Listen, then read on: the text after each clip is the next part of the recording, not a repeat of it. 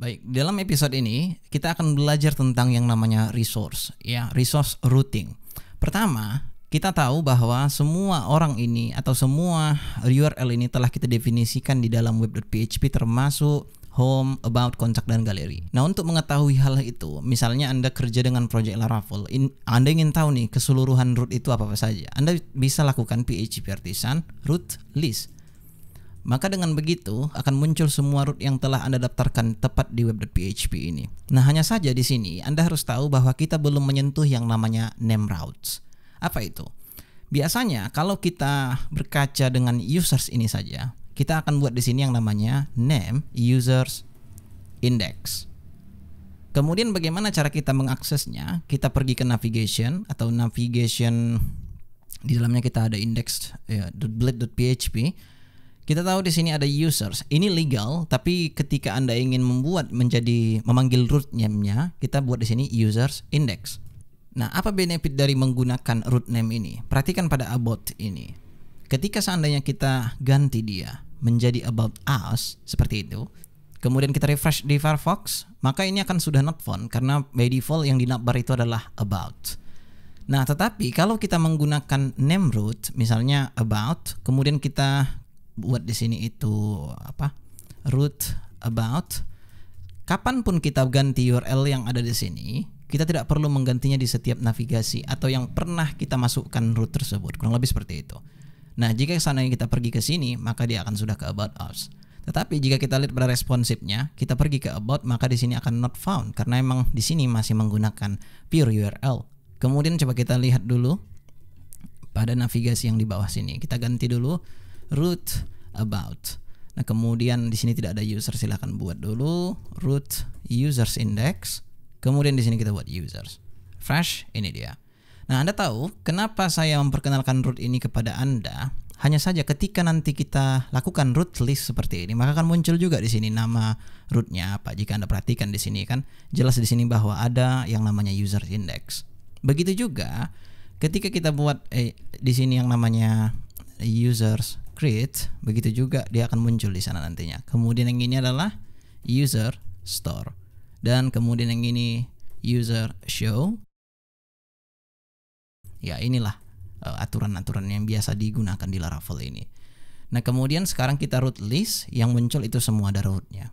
Nah, tetapi Anda harus tahu bahwa kita melakukan ini one per line. Artinya kita definisikan yang ini, kita definisikan yang ini, dan semuanya kita definisikan satu persatu. Watch, ketika misalnya ini saya komen, terus saya buat di sini dulu yang namanya root resource users, kemudian di sini kita buat pastinya itu user controller dengan tidak menggunakan brackets ya. Saya buat di sini controller, user controller, class. Kemudian sekarang kita pergi ke terminal kembali dan root list, dan kita mendapatkan URL yang sama dan juga root name yang sama. Artinya apa? Begini juga fine, tetapi ada cara cepatnya, itulah begini. Ya kan? Kenapa ini saya ajarkan di awal? Ya karena biar Anda tahu bagaimana cara mendefinisikan root itu. Jadi sehingga Anda tidak bergantung dengan resource ini terus-menerus. Ada kadang-kalanya kita memang butuh satu persatu, seperti misalnya itu about us, kontak, galeri, dan segala macamnya. Tetapi untuk resource ya, ada yang namanya resource itu Anda anggap dulu sebagai CRUD ya, create, read, update, delete. Ya, ini yang kita lakukan kurang lebih seperti itu ya kan. Nah, untuk cara cepatnya ya seperti ini. Begitu juga ketika Anda mempunyai controller lain yang contohnya itu ada sifat yang namanya CRUD tadi, Anda lakukan seperti itu juga. Jadi kalau Anda membutuhkan resource, maka Anda butuh seperti ini. Nah, pertanyaannya adalah bagaimana ketika resource Anda hanya ada 3 metode. Contohnya tidak ada untuk hapus, yang ada misalnya untuk create, read, update, delete, kemudian ada index lah pastinya. Tetapi untuk show tidak ada. Biasa itu terjadi di dashboard misalnya. Nah, kita anggap sebagai user. Di users ini kita mempunyai yang namanya show, kita mempunyai yang namanya delete, ya kan? Tetapi ini kita ingin kasih exception untuk show dan destroy ini. Kurang lebih seperti itu. Maka di sini kita bisa buat except yang namanya itu destroy dan juga show. Sehingga sekarang jika kita list kembali root kita, maka akan ada muncul 5 root saja. Yang artinya yang tadi tidak akan ada. Nah, tetapi kadang kalanya juga Anda ingin membuat semacam API. Laravel sebagai API mungkin ada front end-nya seperti Next.js ataupun Nuxt.js, ya kan. Tentu untuk create dan edit itu tidak akan ada. Yang ada itu yang lainnya selain itu. Ya kan, pada dasarnya kan semua ada nih. Index, create, store. Kalau misalnya kita sudah berkaca dengan API, create ini akan ada view-nya tetapi di front end side, bukan di backend-nya. Di backend hanya akan menampung store, show, update, dan destroy ataupun index. Kemudian untuk edit page-nya itu tidak akan ada. Nah, untuk itu Anda bisa lakukan except yang namanya create dan juga edit, ya kan? Kemudian sekarang kita lakukan, maka akan muncul di sini semua root yang kita butuhkan kecuali yang namanya itu edit dan create. Nah, tetapi kalau Anda tidak suka menggunakan except ini, Anda mempunyai yang namanya API resource. Sehingga ketika Anda lakukan root list, maka hampir sama seperti yang tadi, ya, tidak ada create dan juga editnya. Makanya jelas bahwa API Laravel ini sangat readable sekali untuk digunakan sehingga memang mantap gitu.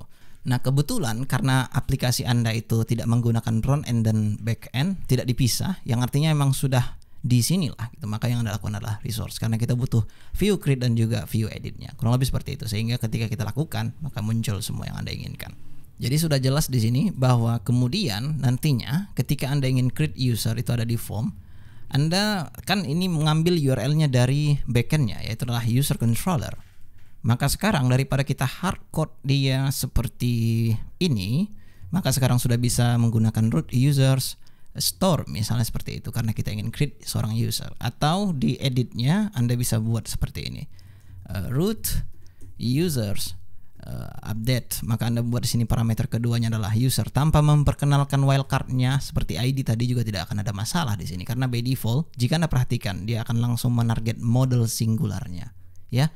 Dan kemudian di sini juga Anda tahu redirect ini, ya, setelah kita lakukan update user delete user, dia akan redirect ke users. Ketika nanti URL-nya ganti di web.php, maka harusnya ini akan error, ya kan, tidak akan ditemui mana fetch-nya. Maka untuk itu kita buat ke dalam root users index. Kemudian sekarang kita refresh di Firefox, kita kembali dulu ke users untuk melihat satu user saja. Kemudian kita delete. Yes, ini berhasil sebenarnya, tidak ada masalah untuk itu.